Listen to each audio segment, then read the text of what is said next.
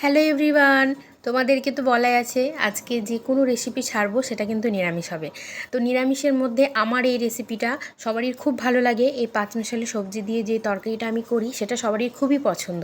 তো সবাই বলল, আজকে আমরা প্রায় 5 জনের মতো আমি রান্নাটা করেছি, তো সবাইকে দিয়েছি। তো সবাই আমার এই রান্নাটা খেতে সবাই খুব পছন্দ করে, তো এই জন্যে বানিয়েছিলাম। তো এই রেসিপি না আমার ভিডিও অনেকগুলোই দেওয়া আছে আমার ফাইলে, কিন্তু যেহেতু করেছি তোমাদের সাথে তো বললাম যে কিছু জিনিস না শেয়ার করলে আমি থাকতে পারি না।